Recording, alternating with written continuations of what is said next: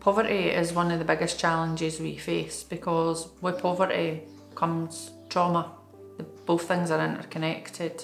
It's not just about the people not having anything in terms of money, it's about how it makes them feel. It means that they didn't have opportunities, they live in substandard housing, their whole lives are affected by the fact that they don't have enough money to live, and alongside that comes all these other things in terms of the choices that they sometimes make. We look at things like the SIMD index, but these statistics aren't real or relevant to today's living standards for families in any way, shape or form.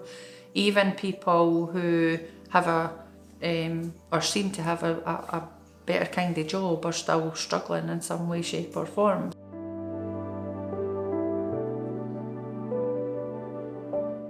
So I feel like we're very much able to meet people where they're at. So when they come into the centre, we prepare them for where we are, where we're based, what the room's like, what my name is, what my role is at the service, and any questions they might have, and anything they need while they're here. Is there anything else I can do to make this like a sort of better experience for you?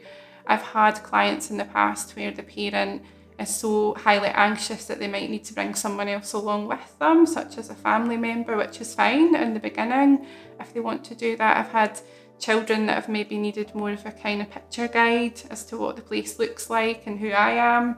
So I feel like we've got the resources to do that, and we don't like shut someone down if they can't meet the requirements that we have. It's about what works best for them. And there's services that maybe wouldn't be able to do that and be in that position. So I think we're in a really good position to educate. I find that just being able to speak on the phone with other people that work with the child, or even just to have an open discussion with a parent, can go a long way. I just had a conversation with a school recently about a child who ended up in crisis very suddenly, and we just talked it through, and we just kind of put together our own contributions for a safety plan for this child and how to support them. And the fact that we are valued in that way, that we can contribute and be a part of that for a child, is just it's a really big deal for me. In the past, that wouldn't have necessarily happened. We'd have kind of found out about things later on, and you can't work in isolation with children. You have to work together. With our service, we, as much as possible, want the young person to be involved in the assessment process at point of referral. That's why it's really important we have that parent-child evaluation after the assessment with the parents. In a very child-friendly way, we speak about, there's a lot of people in your life, from school, from home, from your club, and from this service also. They've noticed that you've been feeling really unhappy and these unsafe behaviours have been coming up, or noticed that you're not involved, and not as having the life opportunities, and we want to help make that better.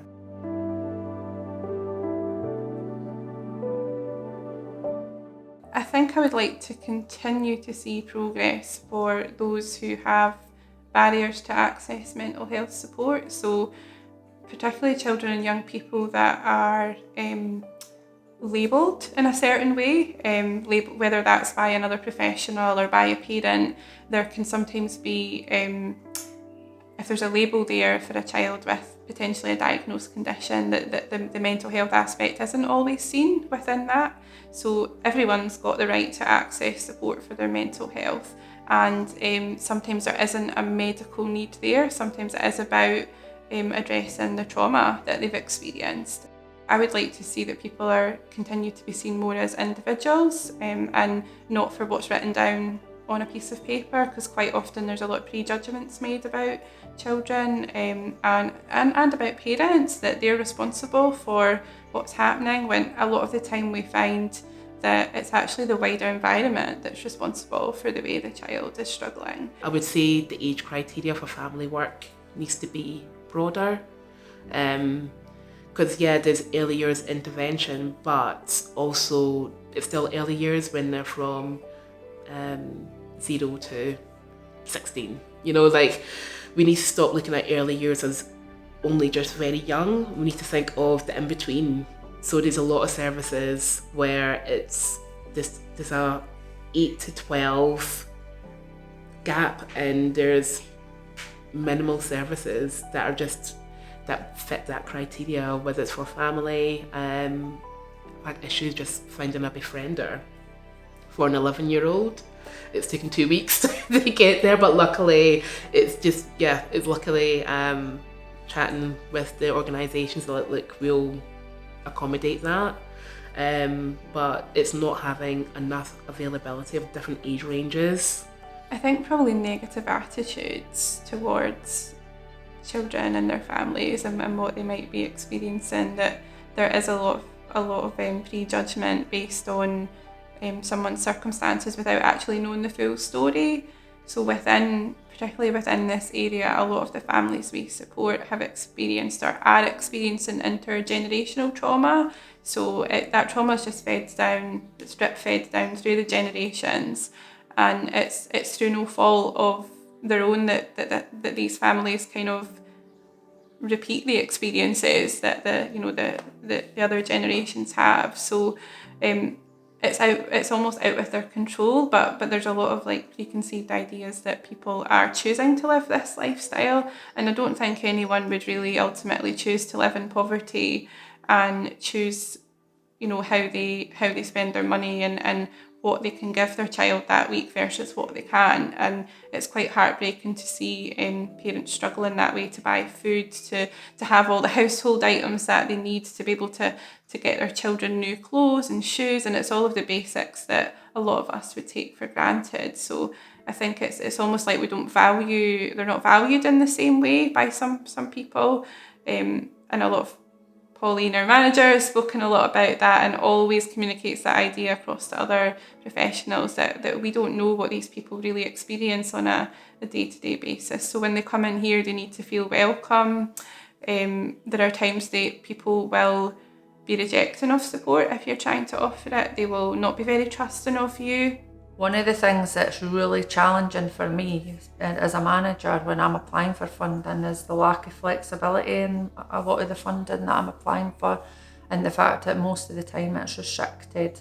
When you're working with people who are really vulnerable and who have experienced much of the time multiple challenges and traumas, you need to give them the space and time to get through the other side of that. That does not happen overnight. It certainly doesn't happen because you've put your staff through trauma-informed training or a parenting programme or whatever. If you really are wanting to make a difference to the lives of children and families, then everything you do needs to be fluid, and it needs to be based on their needs at all times. They can't wait till the end of the year for somebody to make a decision as to whether we could stop operating that part of a programme and move on to something that is going to benefit them. Reassuring that we're here for the long term, because I suppose for services that are available that we do refer to, sometimes it is only a short term, time limited work. But luckily for the cottage, our therapy service is open-ended. That's actually, for me, quite rare for children to have open-ended therapeutic involvement, whether it's art therapy or family focus sessions or group, or even if it's just consultation, whether professionally or with a parent. It's been able to not rush the process and allow that time, build up a relationship slowly, and that is key.